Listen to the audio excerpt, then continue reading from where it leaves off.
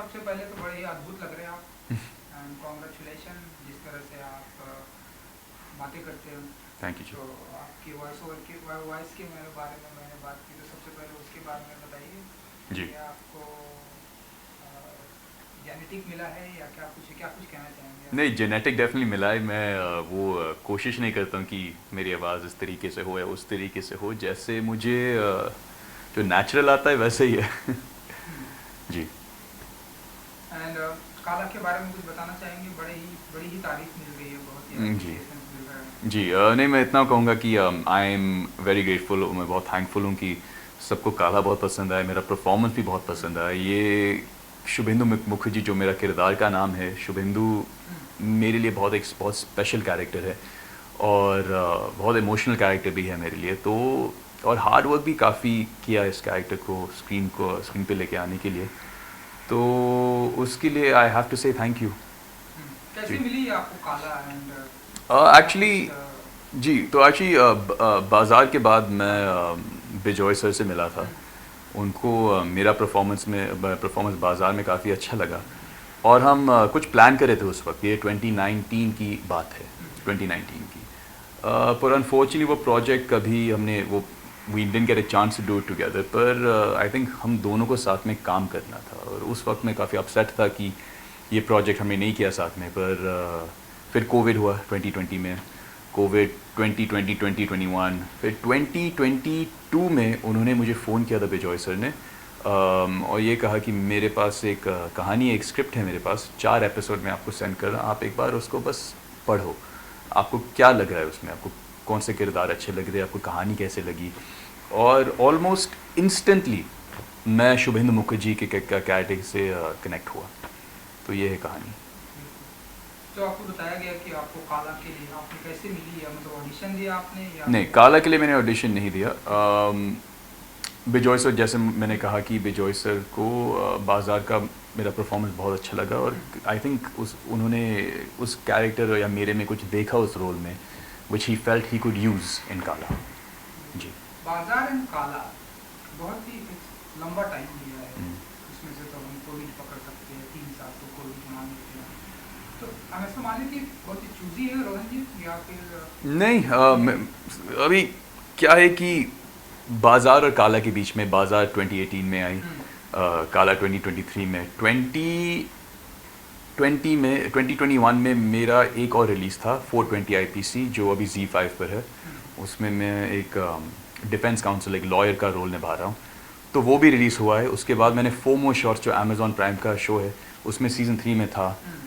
मैं हमेशा कहता हूँ कि शायद मेरा पीआर कमज़ोर है, इसलिए लोगों को इसके बारे में पता नहीं है कि मैंने काफ़ी काम किया है, काफ़ी स्ट्रगल भी किया है बाज़ार और काला के बीच में।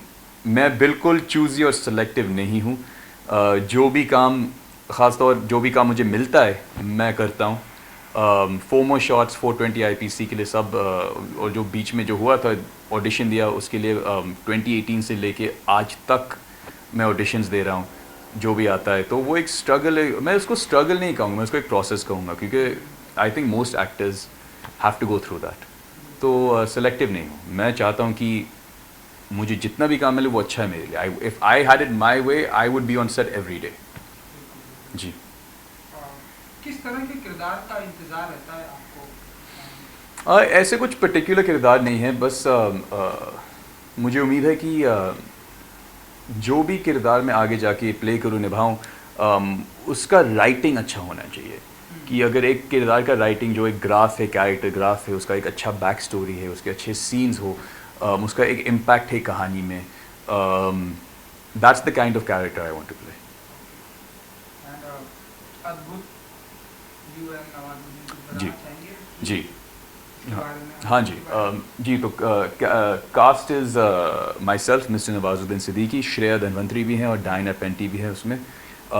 मैं इतना कहूँगा कि एक साइकोलॉजिकल थ्रिलर है, और उसमें कुछ हॉरर एलिमेंट्स भी हैं, और कहानी बहुत एक्साइटिंग है।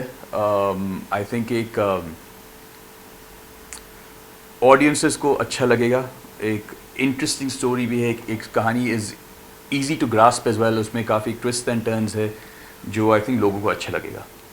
Shooting is complete shooting complete हो चुकी है, फिल्म रेडी है।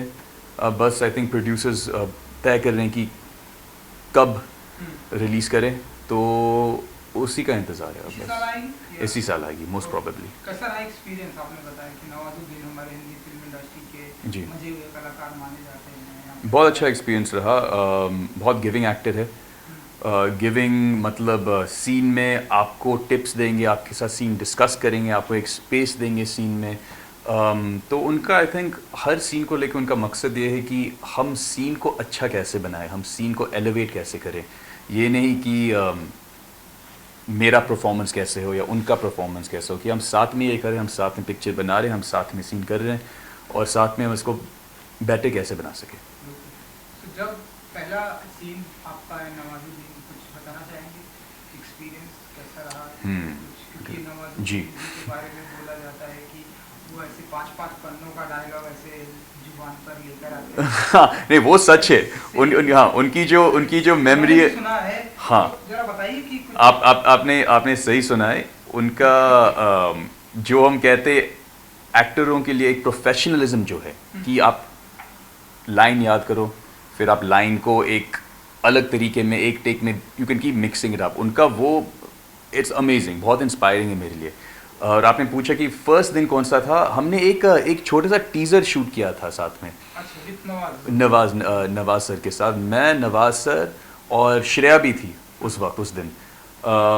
और एक्चुअली टीज़र में जो यूट्यूब पे आप जाके देख सकते हो और फैंस भी जाके ऑडियंस भी जाके देख सकते हैं, उसमें एक एक्चुअली डायलॉग सिर्फ नवाज सर का है उसमें। जो जिस तरीके से उन्हें वो डायलॉग दिए, वो लाइंस डिलीवर किए, और हमने काफ़ी टेक्स लिए थे उसके, और हर टेक में अलग, हर टेक में अलग। और ऐसे कभी उनको ये नहीं हुआ कि मैं नवाजुद्दीन सिद्दीकी हूँ, मैं सिर्फ एक टेक करूँगा, नहीं, हमने इतने सारे टेक किए और every take he brought something fresh. और वो कभी ये ऐसे नहीं हो कि यार हम एक और टेक क्यों ले रहे, ऐसे कुछ नहीं था। Every take he was enthusiastic, एक न्यू कमर के जैसे उन्हें दिया, तो वो इंस्पायरिंग था। फर्स्ट दिन से मुझे पता लगा कि यार ये जो मैंने सोचा नवाजुद्दीन सर के बारे में, उन्होंने उसको 100 टाइम्स अप किया। अब बुक का बेसब्री से इंतजार है आपको? बिल्कुल जी, बिल्कुल। और एक चीज, आपके डैड हमारे हिंदी फिल्म इंडस्ट्री के सुपरस्टार हैं, लेकिन जब आप आए इस दुनिया में उसके बाद से ही, तो कुछ उनके कुछ पद चिन्हों को फॉलो करते हैं आप? क्योंकि हमारे हिंदी फिल्म इंडस्ट्री के लेजेंड रहे, सुपरस्टार रहे। नहीं, डेफिनेटली वो मुझे बहुत इंस्पायर करते हैं।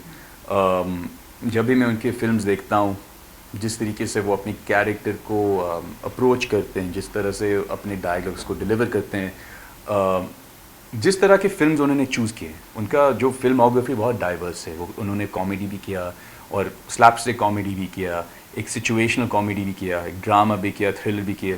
आई थिंक बहुत कुछ सीखने को मिला बाय जस्ट वॉचिंग हिम। अभी अनफॉर्चुनेटली अभी ऐसे हुआ है कि I never got to meet my father.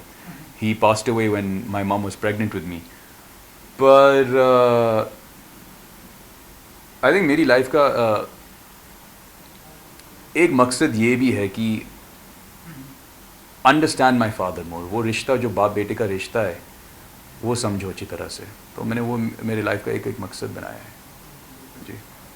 कौन सी फिल्में बहुत ही देखते हैं आप उनकी?